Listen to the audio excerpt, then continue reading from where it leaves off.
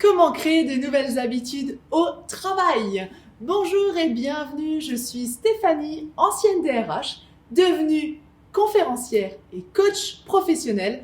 J'accompagne les entreprises et leurs collaborateurs à révéler leur potentiel et à être davantage motivés dans leur travail.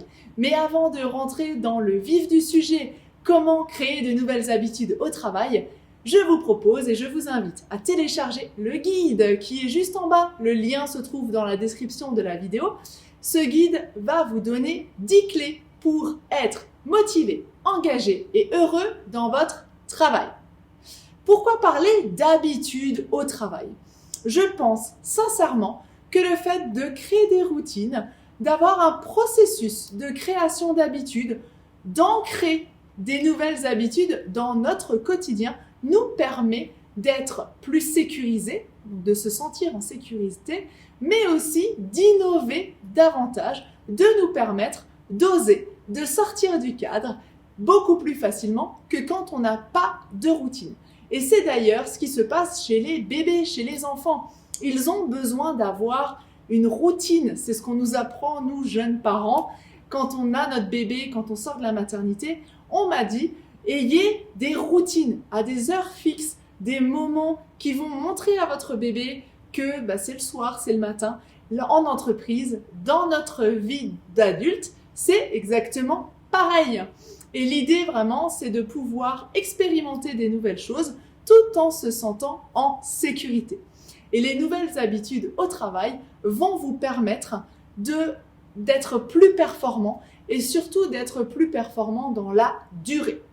Alors, je vais vous proposer 5 astuces pour créer de nouvelles habitudes dans votre travail. La première astuce, c'est de commencer par des objectifs SMART.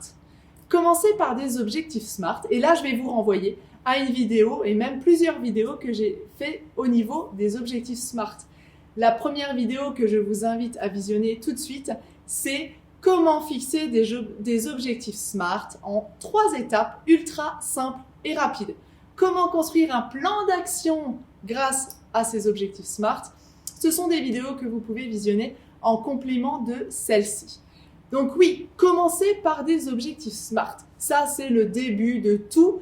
C'est de démarrer avec un objectif. Je ne vais pas revenir dessus, vous allez visionner la vidéo, mais d'avoir un objectif qui soit décliné en SMART, bien sûr, mais qui soit en lien avec votre mission, votre action principale. Ensuite, la deuxième étape, c'est de choisir pour un objectif, ou de choisir, on va dire, une nouvelle habitude pour un objectif précis. C'est par exemple l'objectif, et là je vais prendre mon cas personnel, puisque c'est le sujet que je travaille en ce moment, comme quoi on ne s'arrête jamais, on progresse tout le temps, c'est arrêter d'être multitâche, c'est-à-dire faire un objectif à la fois.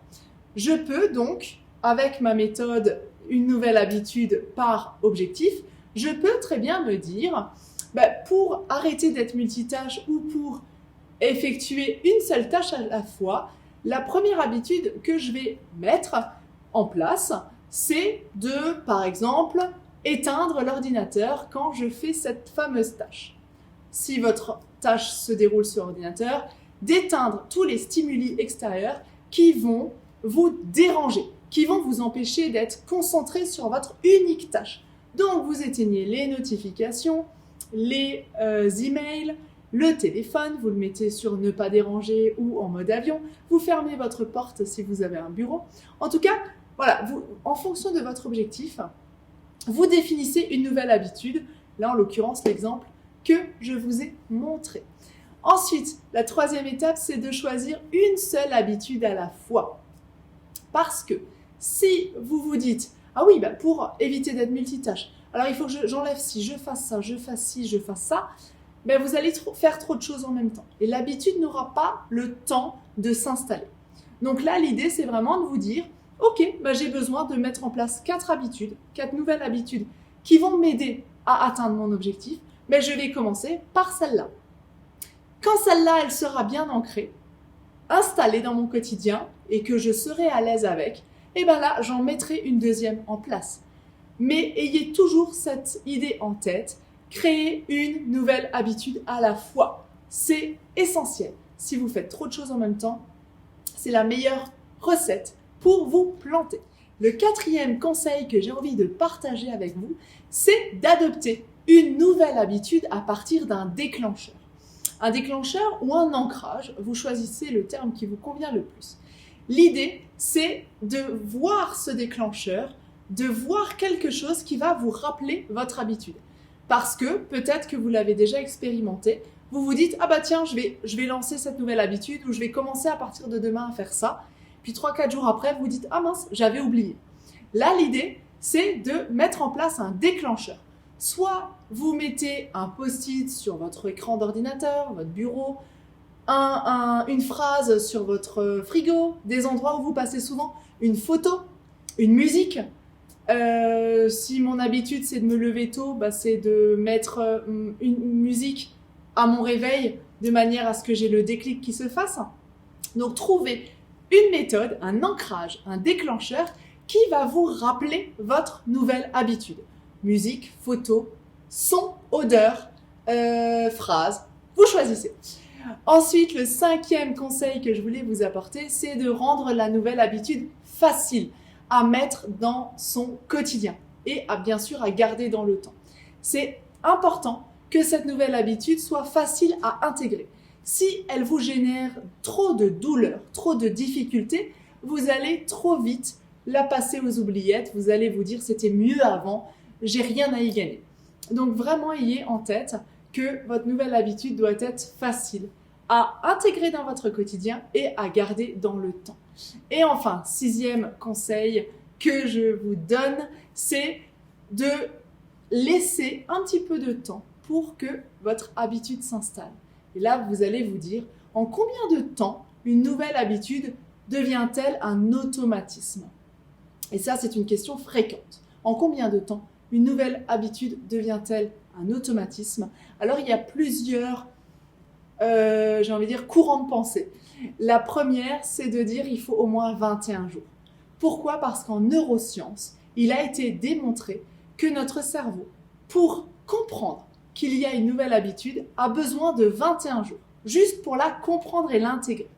Donc j'ai envie de vous dire, il faut au moins 21 jours, arrondissons à 1 mois, pour intégrer cette nouvelle habitude. Ensuite, personnellement, pour en avoir pratiqué justement de nouvelles habitudes à intégrer dans mon quotidien, je vous recommande vivement 3 mois, 6 mois, voire même 9 mois, mais j'ai envie de dire à partir de 6 mois, on commence déjà à en faire un automatisme.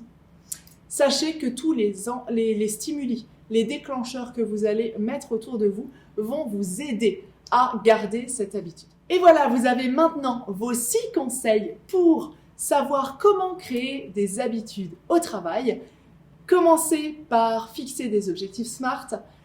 Vous savez qu'il faut choisir une nouvelle habitude par objectif, qu'il faut une seule nouvelle habitude à la fois, adopter une nouvelle habitude à partir d'un déclencheur ou d'un ancrage, rendre la nouvelle habitude facile à intégrer dans son quotidien et à garder dans le temps. Et enfin, le 6e conseil, c'est de garder l'habitude comme automatisme et donc d'attendre au moins 6 mois pour que ça devienne vraiment un automatisme. Je vous invite désormais à cliquer sur le bouton s'abonner juste en bas de votre écran pour recevoir toutes les vidéos qui sont sur ma chaîne et d'appuyer sur la petite cloche pour être notifié dès l'instant qu'il y aura de nouvelles vidéos à vous proposer sur cette chaîne. Je vous invite à visionner les autres vidéos de cette chaîne YouTube, notamment comment rendre un objectif SMART, comment fixer un plan d'action en fonction de son objectif, ou alors comment rebondir après un échec professionnel pour vous inspirer toujours plus dans cette catégorie et dans cette succession de vidéos.